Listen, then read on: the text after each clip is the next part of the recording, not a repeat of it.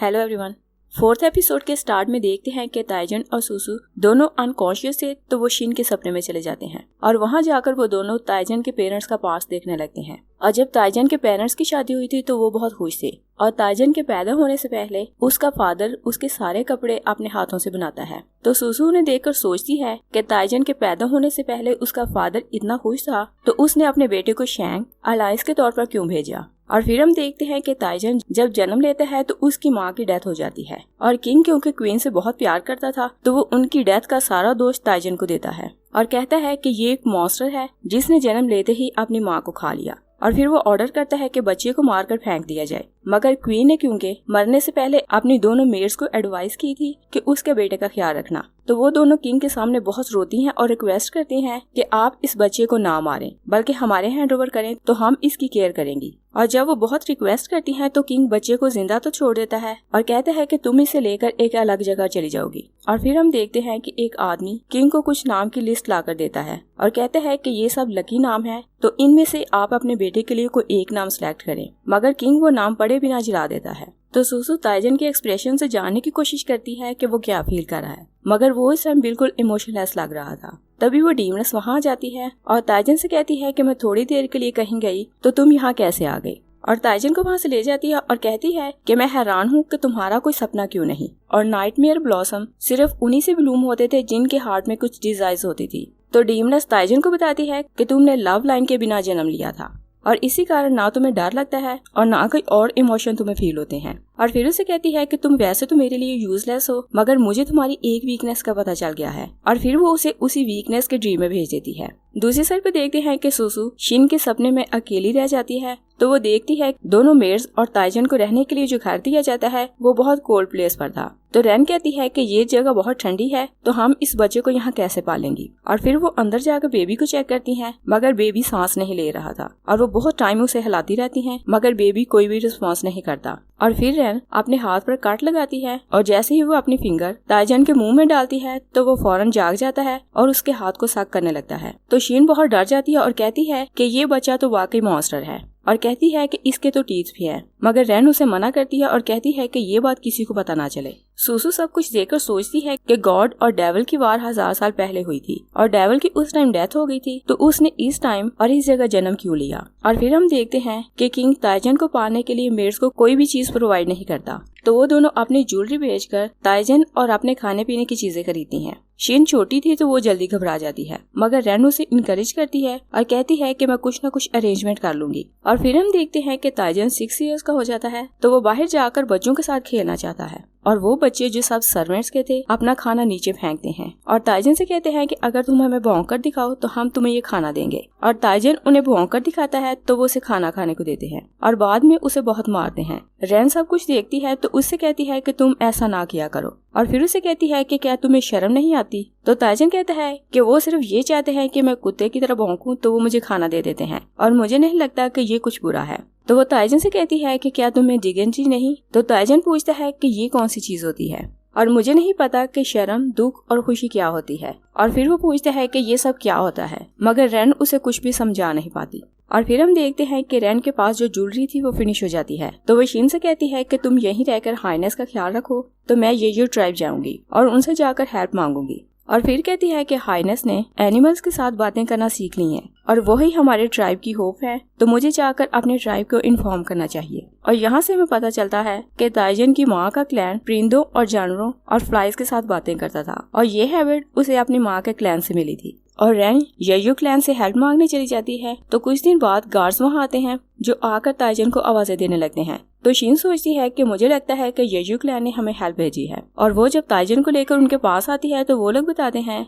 कि मैजेस्टी जंग हार कर आए हैं तो अलायंस के तौर पर वो ताइजन को शैंग एज अ होस्टेज प्रिंस भेज रहे हैं। शिन बहुत रोती है कि रैन ने मुझे धोखा दिया क्योंकि वो सब कुछ पहले ही जानती थी और इसी कारण वो मुझे यहाँ अकेले छोड़कर चली गई। मगर ताइजन क्योंकि इमोशनलेस था तो वो कुछ भी फील नहीं करता। और फिर हम देखते हैं कि दोनों को शैंग पैलेस भेज दिया जाता है तो पैलेस में क्योंकि सारे प्रिंस थे और वो ये भी जानते थे कि ताइजन उनका गुलाम है तो सब बच्चे क्लास में उसे बहुत मारते हैं और उसे कहते हैं कि हमने तुम्हें इतना हर्ट किया तो तुम रोते क्यों नहीं। और फिर वो उसका एक बाजू तोड़ते हैं और जब वो फिर भी नहीं रोता तो वो उसका दूसरा बाजू तोड़ने लगते हैं। तभी प्रिंस लिन वहाँ आता है तो वो सबको रोक देता है। और प्रिंस लिन बचपन ही से पीसफुल और डिसेंट था, तो वो कहता है कि ये हमारे यहाँ गेस्ट है और अगर हम इसे तंग करेंगे तो इनकी कंट्री वाले हमारी कंट्री से जंग करेंगे, और सबको मना करता है कि आपसे इसे कोई हर्ट नहीं करेगा। और तभी से वो ताइजन का ख्याल रख रहा था। और यहाँ आकर ताइजन भी फील करने लगा था कि वो दूसरों की तरह रो क्यों नहीं सकता और स्माइल क्यों नहीं कर सकता। तो वो बहुत कोशिश करता है कि वो स्माइल करे, मगर वो बचपन में स्माइल नहीं कर पाता। मगर बड़े होकर आर्टिफिशियल ही सही, मगर उसने स्माइल करना सीख लिया था। और फिर हम देखते हैं कि पैलेस में सब बच्चे बड़े हो चुके थे और प्रिंस लिन को 3 साल इमॉर्टल की ट्रेनिंग के लिए बॉजे माउंटेन भेज दिया जाता है। और ताइजन को बचपन ही से सब प्रिंस से वही प्रोटेक्ट करता था। और सब देखते हैं कि ताइजन अब वहाँ नहीं, तो बाकी सब प्रिंस का लीडर लियांग बाकी सब प्रिंसेस को वहाँ लाता है और ताइजन को बहुत मारता है। मगर ताइजन उनमें से किसी पर भी हाथ नहीं उठाता, क्योंकि वो जानता था कि वो हॉस्टेज प्रिंस यानी एक गुलाम था। और फिर हम देखते हैं कि लिन अपनी ट्रेनिंग कंप्लीट करके आता है, तो उसके ट्रेनिंग कंप्लीट करने की खुशी में पैलेस में पार्टी थी। तभी बाइचिंग वहाँ आती है, तो वो उसे देखकर बहुत खुश होता है। और यहाँ से सुसु को पता चलता है कि ताइजन भी बाइचिंग को बहुत पसंद करता था, मगर बाइचिंग उसे पसंद नहीं करती थी। और फिर वो नोट करती है कि प्रिंस लियांग और उसके साथी टाइम टू टाइम ताइजन को मारते रहते थे। और इस बार जब उन्होंने ताइजन को मारा था तो वो रूम में जाकर शिन से पूछता है कि किसी को पसंद करने से क्या फील होता है। मगर जब वो कुछ नहीं बोलती तो ताइजन उसे कहता है कि मैं जानता हूँ कि तुम मेरे साथ यहाँ कैद हो चुकी हो और मैं बहुत गिल्टी हूँ कि मेरे कारण तुम्हारी लाइफ ऐसी हो गई है। और वो डिसहार्ट होकर वहाँ से चला जाता है। तो सुसु सोचती है कि इवल बॉन्ड के साथ जन्म लेना और इमोशनलेस होना इस सब में ताइजन की कोई मिस्टेक नहीं, और शायद यही रीजन है कि वो इन सब को जिसने उस पर लाइफ को तंग कर दिया था बाद में मार देगा। और फिर सुसु देखती है कि जिंग का एक गार्ड शिन से मिलने आता है और उसे बताता है कि रूल के हिसाब से ओसरेज प्रिंस जब शादी कर लेगा और फिर उसका अलायंस कॉन्ट्रैक्ट खत्म हो जाएगा और उसके बाद वो जियांग वापस चला जाएगा और वहाँ जाकर सारा कुछ उसी का होगा, तो फिर उसे कोई हर्ट नहीं कर पाएगा। मगर उसका बड़ा भाई मेंगलैंग ये बात जानता है, इसलिए वो चाहता है कि ताइजन जिंग वापस नहीं आए बल्कि यहीं मर जाए। और शिन से कहता है कि वो जानते हैं कि यहाँ आपकी लाइफ बहुत डिफिकल्ट है और आपकी एज बहुत ज्यादा हो गई है, तो आप अभी शादी भी नहीं कर पाई, और वो चाहते हैं कि आप प्रिंस ताइजन को मारने में हमारी हेल्प करें, तो बदले में वो आपको यहाँ से निकाल लेंगे। सुसु बहुत चिल्लाती रहती है कि शिन तुम ऐसा ना करो, और सिर्फ तुम ही हो जिस पर ताइजन ट्रस्ट करता है, तो तुम उसे चीट ना करो। मगर वो क्योंकि एक सपना था तो शिन उसकी बात नहीं सुन सकती थी। और फिर शिन बहुत सोचकर कहती है कि मैं ऐसा करूंगी। सुसु उसकी बात सुनकर बहुत दुखी हो जाती है और कहती है कि ताइजिन की लाइफ में कोई भी ऐसा नहीं जो उससे प्यार करे और उसकी केयर करे। और तभी फिर से वहाँ फॉग बनने लगती है, तो सुसु को समझ आ जाती है कि वह सपने से बाहर आने वाली है। नेक्स्ट सीन में देखते हैं कि प्रिंस लिंग और स्कॉलर पैंग दोनों फॉरेस्ट आते हैं, तो जब वो स्पेल यूज करते हैं तो उन्हें पता चल जाता है कि डीमन यहीं कहीं है। तो वो आवाजें देते हैं कि तुम बाहर आओ वरना हम सब ट्रीज को आग लगा देंगे। और फिर हम देखते हैं कि सुसु जाग जाती है, तो वो देखती है कि डीमनस ने ताइजन को फिर से बांध दिया हुआ है, तो वो ताइजन को नीचे उतार लेती है।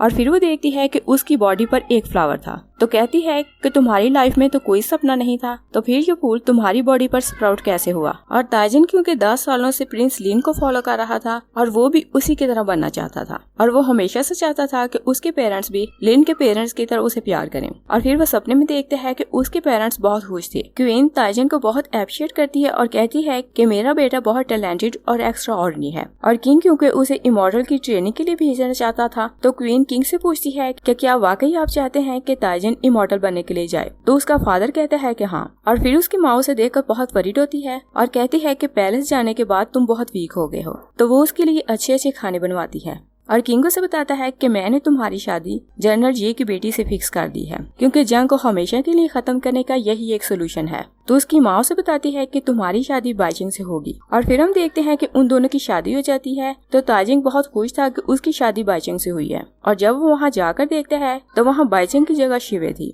तो वो ये जानकर शॉक रह जाता है, तो उसका सपना टूट जाता है। और फिर वो एकदम से अपनी माँ को देखता है और वो उसी बेड पर थी जहाँ ताइजन को जन्म देते हुए उसकी डेथ हुई थी। और फिर ताइजन अपने हाथों को देखता है तो उन पर ब्लड था। तभी उसका फादर वहाँ आता है, तो उसके नेक पर तलवार रख लेता है और फिर तलवार ताइजन के गले पर चलाकर कहता है कि मेरी वाइफ को तुम ही ने मारा है। तो ताइजन चलाता रहता है कि मैंने ऐसा कुछ नहीं किया, मगर उसका फादर और उसकी दोनों मेड्स वहाँ से गायब हो जाती हैं। तभी प्रिंस लिन वहाँ आता है, तो ताइजन से पूछता है कि जब हर कोई आपसे प्यार करे तो कैसा फील होता है। और फिर उसे कहता है कि ये सिर्फ एक सपना है, क्योंकि जब तुम जागोगे तो तुम्हारे पास कोई नहीं होगा कि तुम्हारी केयर करे, और तुम्हारी लाइफ में कभी कोई तुमसे प्यार नहीं करेगा, क्योंकि तुमने अपने प्यारों को बहुत तकलीफ दी है और वो सब तुमसे नफरत करते हैं। मगर ताइजन कहता है कि मैंने कभी उन्हें हर्ट करने की ना कोशिश की है और ना ही ऐसा करने का सोचा है। प्रिंस लिन उसे कहता है कि तुम किसी के इमोशन को फील नहीं कर सकते तो तुम जिंदा क्यों हो, और उसे बताता है कि तुम्हारी माँ तुमसे बहुत प्यार करती थी और इसी कारण वो चाहती थी कि तुम सरवाइव करो